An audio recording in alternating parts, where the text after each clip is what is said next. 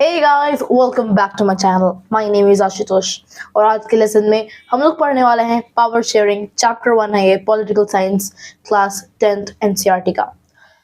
तो इस चैप्टर में बेसिकली हम लोग बात करने वाले हैं पावर शेयरिंग। यहाँ पावर क्या है? तो यहाँ पावर कंट्री के गवर्नेंस का है। जैसा कि आपने पिछले साल क्लास 9th में पढ़ा होगा, वर्किंग ऑफ इंस्टीट्यूशंस। इस चैप्टर में हमने जाना था कि इंडिया में जो कि डेमोक्रेसी है उसमें एग्जीक्यूटिव रहते हैं, लेजिस्लेचर रहते हैं और जुडिशियरी रहते हैं। तीनों अलग है, ठीक है। तो सबका पावर शेयर्ड है, सबको इक्वल और डिफरेंट पावर मिला हुआ है जो कि हेल्पफुल होगा स्मूथ फंक्शनिंग में। तुमने हिस्ट्री में पढ़ा होगा एक चैप्टर क्लास 9th में, जिसमें एक बहुत ही फेमस राइटर ने कहा था कि अगर कोई भी पावर एक सिंगल हैंड में रहेगा तो वो रूलर पागल हो जाएगा और वो कुछ भी करेगा। उसी तरीके से अगर एक कंट्री को अच्छे से फंक्शन करना है तो उसके लिए कंट्री को पावर शेयरिंग जरूर अपनाना होगा। तो आज के लेसन में हम लोग इसी के बारे में बात करने वाले हैं। और 10th के एनसीईआरटी बुक में हमने दो कंट्रीज का एग्जाम्पल लिया है। पहला तो है बेल्जियम और दूसरा है श्रीलंका। दोनों के बारे में हम लोग दो पार्ट्स में पढ़ेंगे। ये पहला पार्ट है जिसमें हम लोग बेल्जियम के बारे में बात करेंगे, ठीक है। तो सबसे पहले ये आपको बेल्जियम का मैप दिख रहा है और इसका जियोग्राफिकल लोकेशन बहुत इंपॉर्टेंट होता है, बहुत बार बोर्ड में पूछा जाता है। तो सबसे पहले हम लोग जान लेते हैं कि जो बेल्जियम है, ठीक है, इस बेल्जियम के नॉर्दर्न पार्ट में, यानी कि इस जगह पे, ठीक है, इस जगह पे रहता है नेदरलैंड्स। ये जगह है नेदरलैंड्स की, ठीक है। तो बेल्जियम के नॉर्थ में नेदरलैंड्स है। फिर उसके ईस्टर्न साइड में, जो कि ये वाला रीजन है, यहाँ आपको मिलेगा जर्मनी या फिर डॉइचलैंड। फिर आपको ईस्टर्न या फिर साउथ ईस्टर्न पार्ट में कौन सा कंट्री मिलेगा?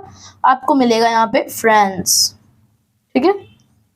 आई होप आपको दिख रहा होगा, ठीक है। फ्रांस आपको साउथ ईस्टर्न में मिल गया, आपको फिर ईस्ट में जर्मनी है और फिर नॉर्थ में नेदरलैंड्स है। फिर जो ये साउथ रीजन है, ये वाला जो साउथ रीजन है यहाँ से यहाँ तक, यहाँ पे आपको मिलेगा लक्समबर्ग, ठीक है। तो फिर आप देखो यहाँ पे लक्समबर्ग साउथ में, साउथ ईस्ट में फ्रांस, नॉर्थ में नेदरलैंड्स, ईस्ट में जर्मनी, ठीक है। और ये है बेल्जियम, ये यूरोप में है, आपको पता ही होगा। और ये जो बेल्जियम है ये हमारे इंडिया के स्टेट हरियाणा से थोड़ा छोटा है और इसका पॉपुलेशन हरियाणा का हाफ है। हरियाणा का पॉपुलेशन है 2 करोड़, 2 CR।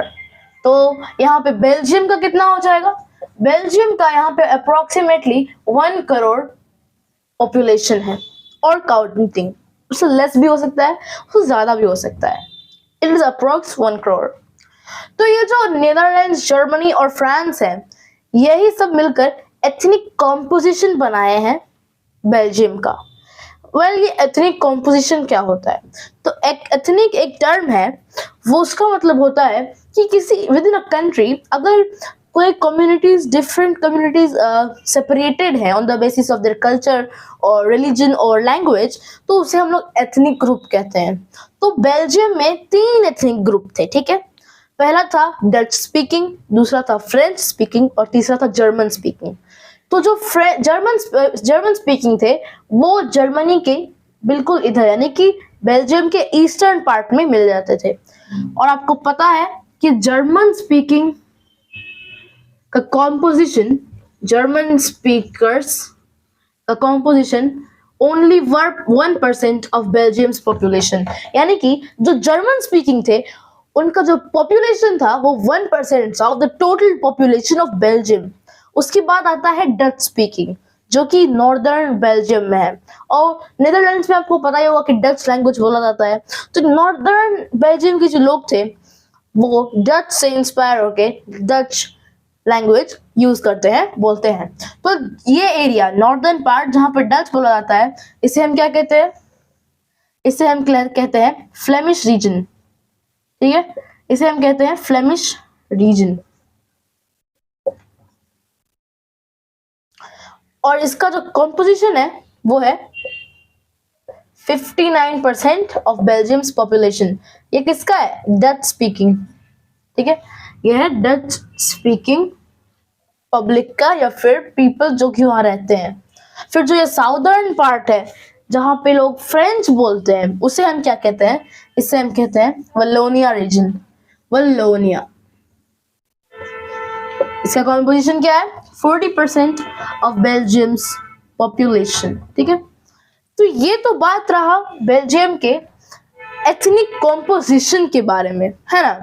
तो यहाँ पर आप देखोगे कि जो मेजॉरिटी है यहाँ पे वो कौन सी है? फ्लेमिश रीजन में, जो कि होते हैं डच स्पीकर्स। तो बेल्जियम में जो मेजॉरिटी थे वो थे डच स्पीकर्स, और जो माइनॉरिटी थे वो थे फ्रेंच और जर्मन स्पीकिंग पीपल। लेकिन ये जो आपको ये ऑरेंज पार्ट दिख रहा होगा यहाँ पे, कंट्री का जो एक सिटी है जो कि कैपिटल सिटी था, सिटी है बेल्जियम का, उसका नाम है ब्रुसेल्स। यानी कि ये जो आपको ऑरेंज सिटी दिख रहा है, इसका क्या नाम है? इसका नाम है ब्रुसेल्स। अब देखिए ब्रुसेल्स में 80% of Brussels population were the French, यहाँ पे उल्टा हुआ है, और जो 20% थे वो थे डच स्पीकिंग। यानी कि पूरे कंट्री में मेजॉरिटी कौन? Dutch speaker. और ब्रुसेल जो कि कैपिटल था बेल्जियम का, उसमें मेजॉरिटी कौन? आपका फ्रेंच स्पीकिंग। तो यहाँ पे कैपिटल सिटी में उल्टा हुआ है, बल्कि जो कंट्री है उसमें डच का ज्यादा पॉपुलेशन है, whereas compare to the French speaking, ठीक है। और जर्मनी का तो भी हम बात ही नहीं कर रहे हैं, क्योंकि only 1% of the German speakers were there in the country, ठीक है। तो अब देखिएगा ये जो ब्रुसेल्स में 80% फ्रेंच स्पीकर्स जो थे वो वेल ऑफ थे। अब वेल ऑफ का क्या मतलब होता है? वेल ऑफ का मतलब होता है कि उन्हें एजुकेशन में ज़्यादा अच्छे बेनिफिट्स मिल रहे थे उनको यहाँ पे, एजुकेशनल, फिर उसके बाद जॉब्स अपॉर्चुनिटीज, बिजनेसेस, इन सब में हेल्प हो रहा था थ्रू द गवर्नमेंट, बेल्जियम का जो गवर्नमेंट था उस टाइम। और इसके वजह से 1960 से लेकर 70 तक के बीच में टेंशन अराइज होने लगा। किन दोनों के बीच में? जो डच स्पीकिंग थे और जो फ्रेंच स्पीकिंग थे।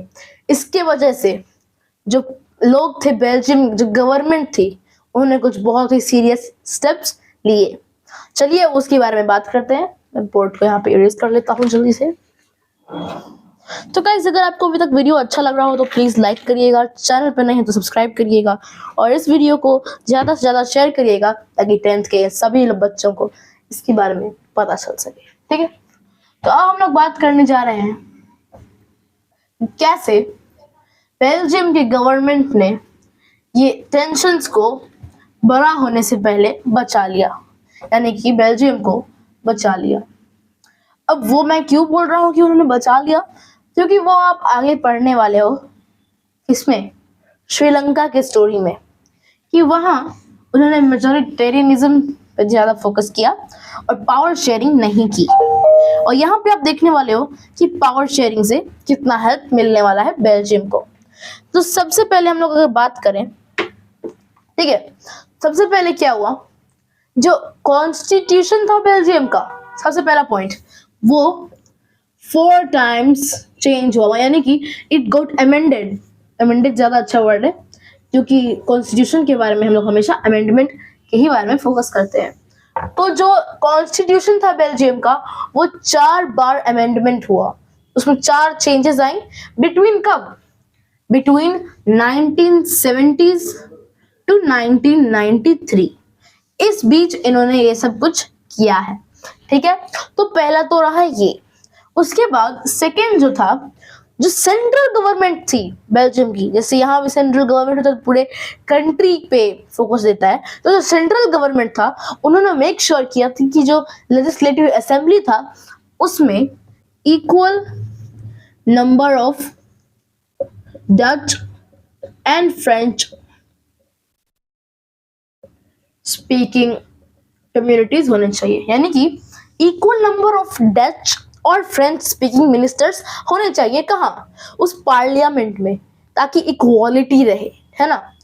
और जो तीसरा था, बहुत इंपॉर्टेंट है ये वाला, कि जो फ्लेमिश रीजन और जो वलोनिया रीजन थे उन्हें सेंट्रल गवर्नमेंट ने क्या दिया, रीजनल गवर्नमेंट, यानी कि उन्हें कुछ ऐसे इंपॉर्टेंट पावर्स मिले, यानी कि रीजनल गवर्नमेंट, यानी कि जो फ्लेमिश और वलोनिया रीजन थे, तो regional government got several important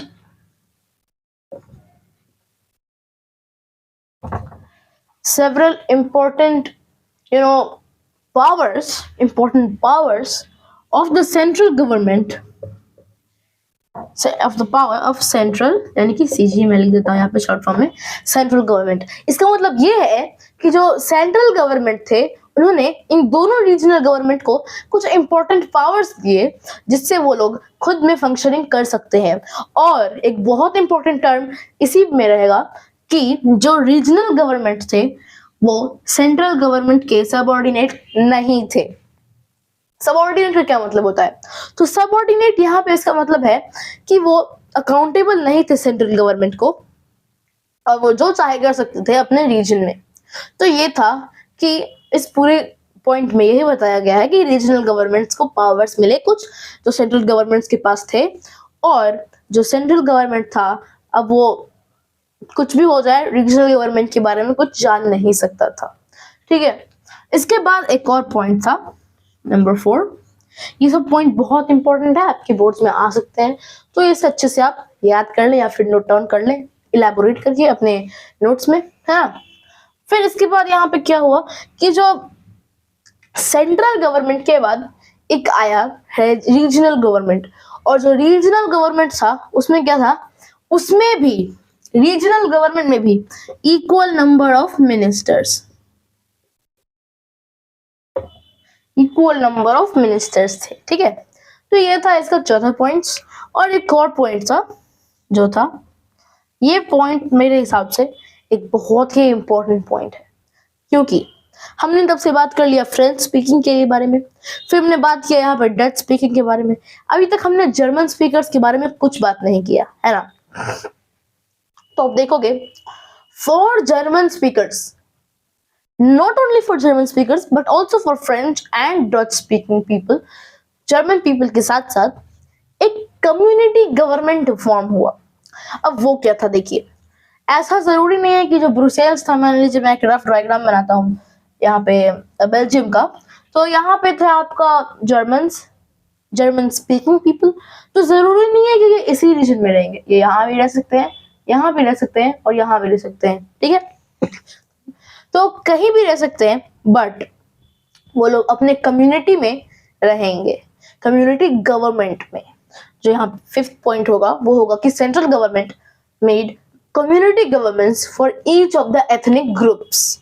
ethnic groups में ये था जर्मन के लिए, अब वो कहीं भी रह सकता है लेकिन वो रहेंगे जर्मन स्पीकिंग ग्रुप में ही।